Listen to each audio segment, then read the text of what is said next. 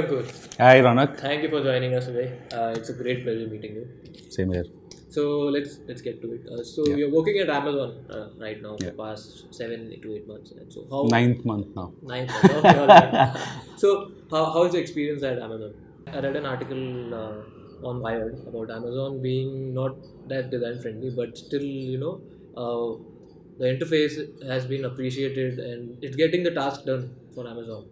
In its like the consumer side of it, Yeah. like the seller side of like I haven't explored that side of No, it. even the seller side of it, if you look at it, it does get the job done. Okay. What I'm talking about is because as a product becomes too complicated and too large, Okay. the CX or the consumer experience has to become simplified. Yeah. We cannot get into jazzy interfaces all the time. We cannot get into too many animations, micro interactions, because the task at hand is to complete those 40 pages of forms. Yeah. So if in those 40 pages of form, if I start thinking about micro interactions, uh, I think I might be not doing justice to the product. Okay. So that is where the mindset changes. Okay, fine, let's make it clean. The target is to make it clean and fast, Yeah. rather than to make it interesting and journey like. Yeah. So that is where the experience changes, and I think it's not just our. So this is kind of a B2B problem rather than say an Amazon problem. Okay. So the same problem would be there for SAP, the same problem would be there for SAS, or all these large companies which have B2B softwares to handle, because they're complicated softwares. Yeah.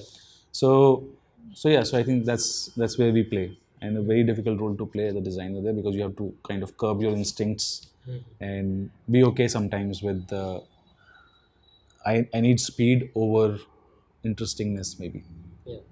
I need to keep my storytelling instincts in check, Okay. because the compliance is much more strong. He might not be even to sell. He might not be even able to use the software versus am I telling a good story in the software? Okay. So that's the compromise you need to make at times, and I think it's a B2B issue, not just an Amazon issue, Okay. and Amazon is still doing a good job at it. Like getting the task and done. Yeah, so there are usability studies which we conduct. There are objective usability studies where we are not involved at all.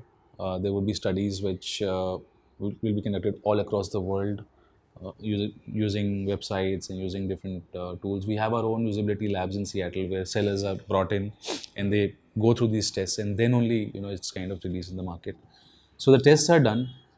What I'm talking about is that there are different types of products, and in a product which is more B2B oriented, there would be a scenario where you might have to compromise on the interestingness of the project at times. For example, if there's so many infographics that somebody has to look at, Yeah. it's better to make it black and white. It's something like why does Google make it keep it clean even now? Yeah. For the simple reason that the idea is to show more results cleanly, and that's the whole purpose, and to bring it quickly.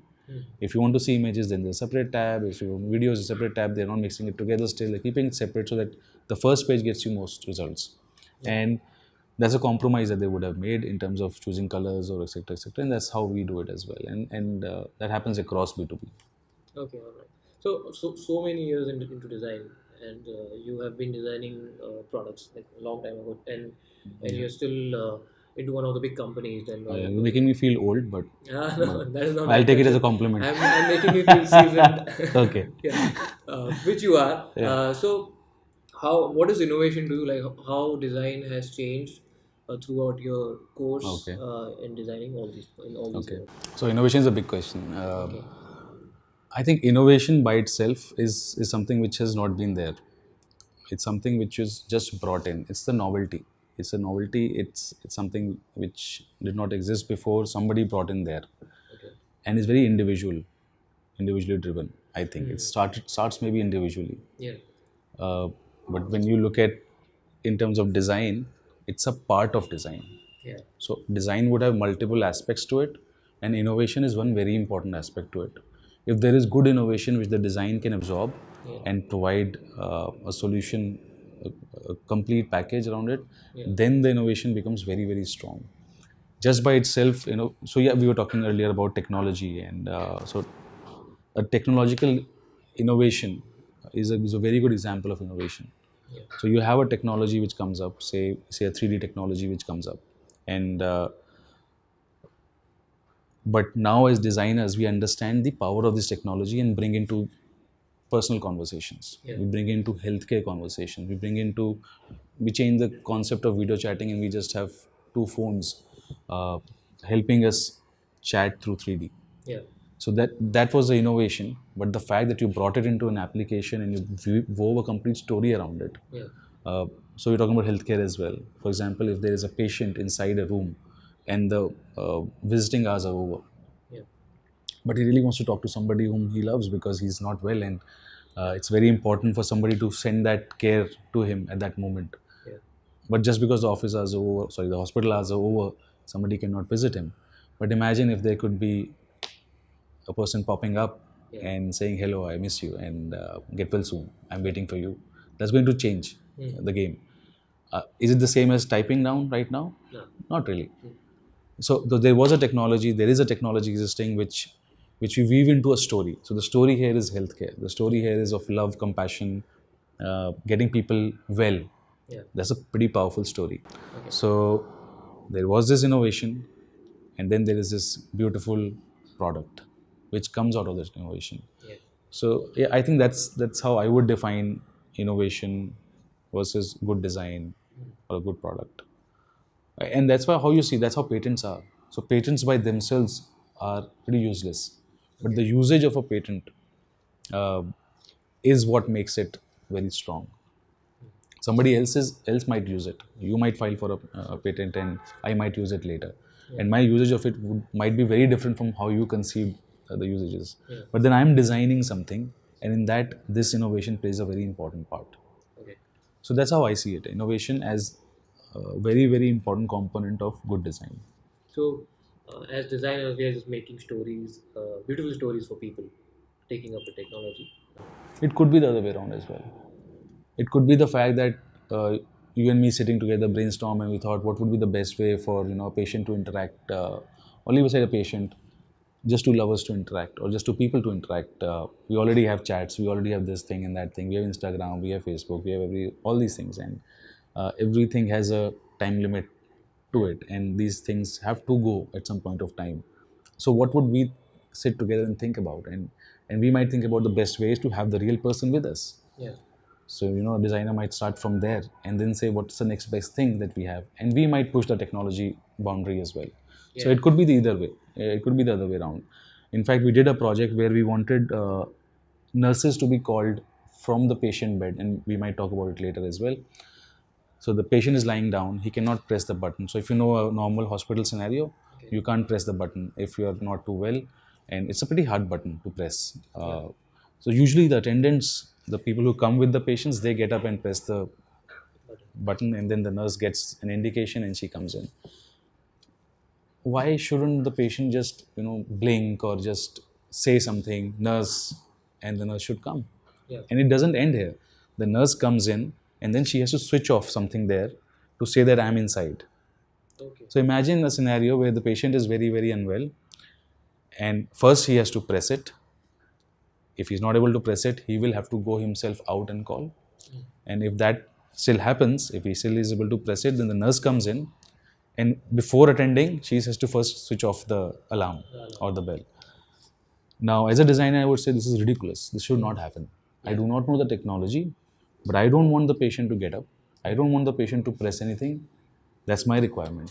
And my story is that the patient is lying down there and he's not doing anything. And he just says, nurse, please come. Yeah. And this concept around 6 years back would have not sounded so good, so easy. But with Alexa and Google bringing their VUIs, this sounds very practical. Yeah.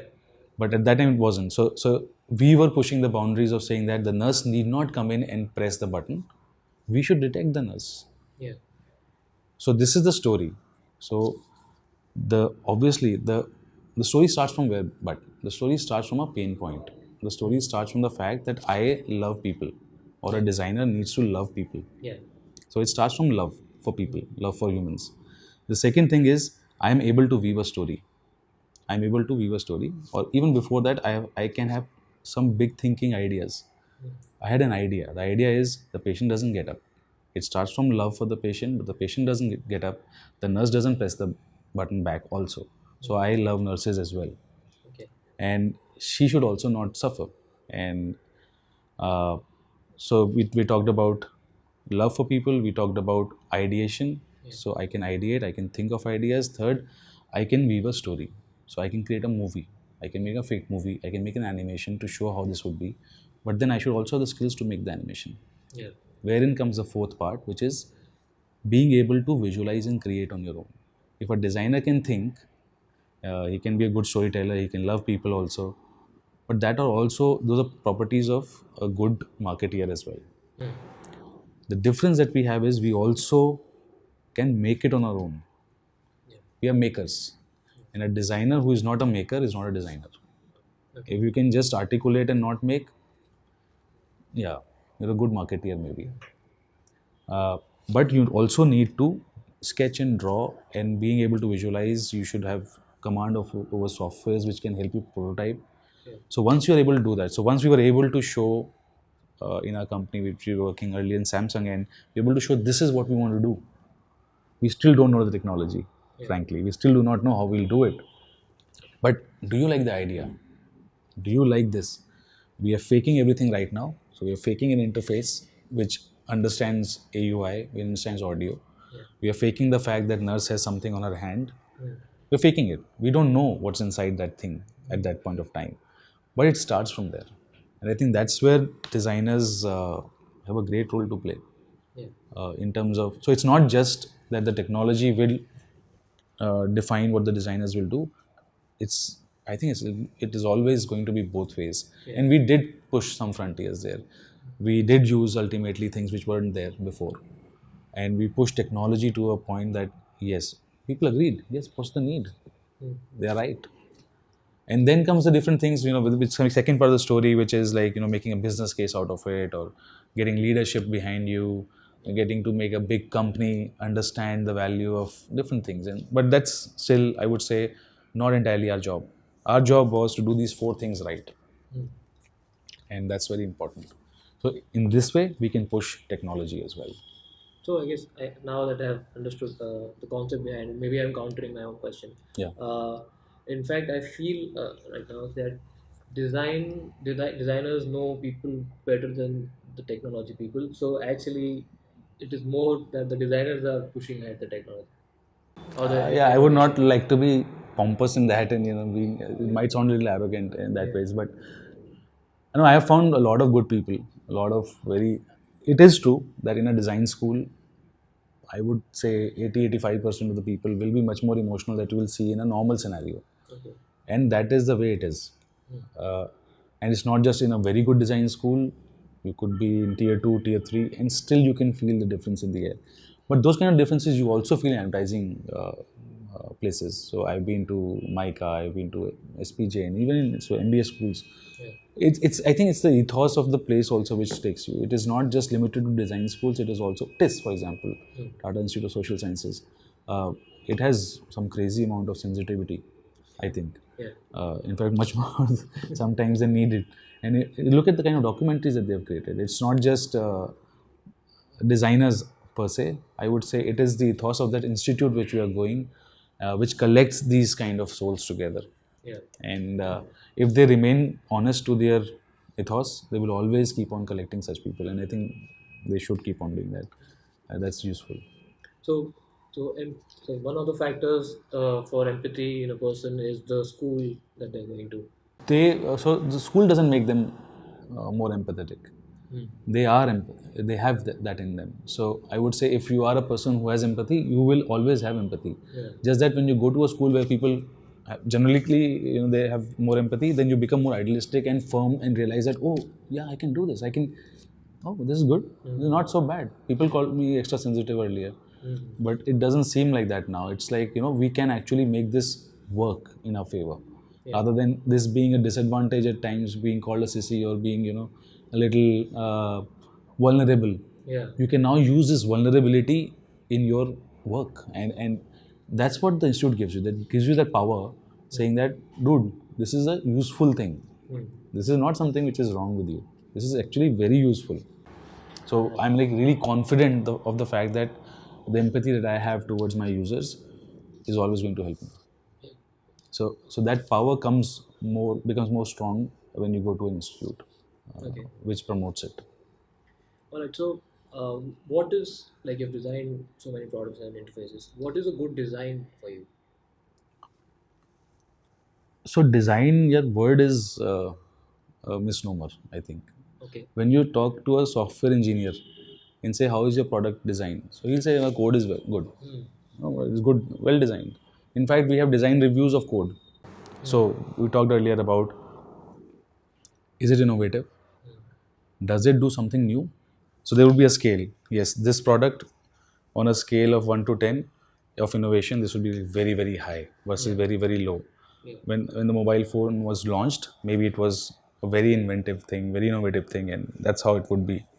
Then the whole 3310 is a very good product Okay. because it has innovation, it also has aesthetics, it also has an emotional connect with people. Everything else is working, and it's working. Its functionality is also good. Okay. If you only have aesthetics and if you don't have any innovation, for me it might not be a good product. So I don't know what is good design. I think design is a process for Hmm. us. So we have this design process in schools, and we have this design process which is like, uh, so for example at NID or MIT or all these places where we completely make a product, and we think that this is design, Yeah. but it's a process. When you come to the end of it and you look at specializations, you have animation, you have ceramic design, you have industrial design, you have interaction design, you have film design. Yeah. So this we can talk about.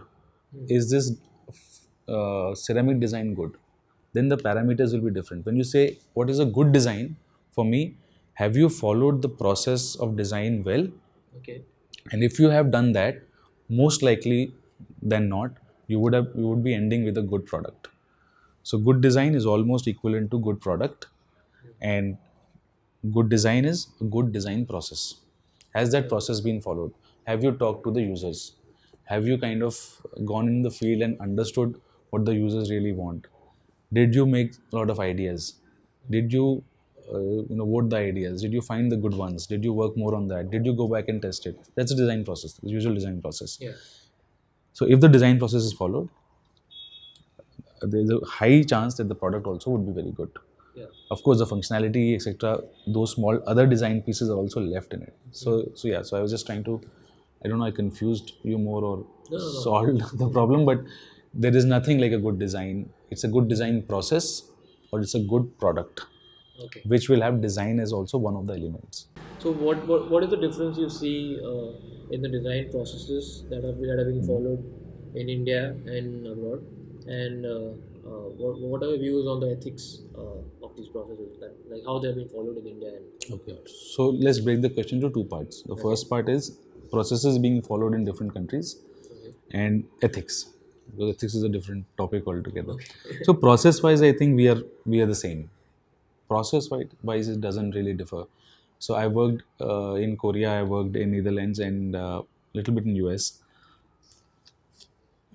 Our design process is the same. In fact, our design process, if you look at NID or if you look at, I think most design institutes, except a few, is taking its process from the Western philosophy of design, Okay. which is mostly Bauhaus School of Design, Hmm. which was a German institute, and the in a way it's all coming from there. So the process is not different. The process is still the same, which is user research, go find out what the people want to do, come back, make system diagrams, understand what's the problem, take out insights from what you heard, and start ideating, start sketching, brainstorming, go wild. Quality, don't worry about quality, just worry about quantity of ideas, Yeah. keep going crazy, and then you select some things from there and you start making something, Yeah. and then you prototype and you go back and test. This is the simple design process, very simply put, Hmm. and this is what is followed in other places as well. The difference is in the rigor and the skill sets. So when you look at, so for example, if you look at American companies, so I was an AVP, assistant, sorry, what associate vice president in a startup in one of the biggest startups of India. Okay. But I'm a senior UX designer in Amazon. So designation isn't like a VP designation. There is reason for it. Because there's rigor attached to your position. There's a lot of things attached to your position. Yeah. Only when you are that good, only when you are, you have delivered this much amount of things that you go up. In India, we are on a high. So what is happening is, if you want a designer quickly, you will just get the designer, not worrying too much about the skills at some point of time. What I'm trying to say is, the skill sets, and I might get into trouble for saying this, in India are lesser than if you see generically abroad. So, not saying it's consistently bad, not saying that, but generically. And हमारा थोड़ा जुगाड़ू काम रहता है, उनका जुगाड़ में इतना भरोसा नहीं है. So what happens is that and we celebrate जुगाड़, right? Our country says go for जुगाड़, Yeah. which is in our DNA. We can't change it completely. Yeah. And we should not. We should use it. But we should also realize that let's not compromise on everything. Let's not cut corners on everything. एक चीज़ आप अच्छे से बना रहे हो तो अच्छे से बनाओ यार. मतलब if you're making the icons well, make them well. Do not take the last one from non-project. Make it on your own. Yeah. Those kind of ethics that so I'm moving now slowly into ethics. Yeah. So skills से मैं ethics पे जा रहा हूँ. So I think skills are little lesser. So I would say if for example, I cannot mark it by countries, but generally saying we would be like an average 6 or 7, whereas the West would be 8 or 9. Yeah. So I think skills is something that we need to work on. We need to work more on skills. I go to classes sometimes and people are not ready to sketch here. And I'm like, yeah, I know you're very good with the digital tools, but if there's a reason to draw, there's a reason to draw. And the reason is that जो ephemeral thinking होती है, which is just staying here, which is not too deep, that comes out very quickly.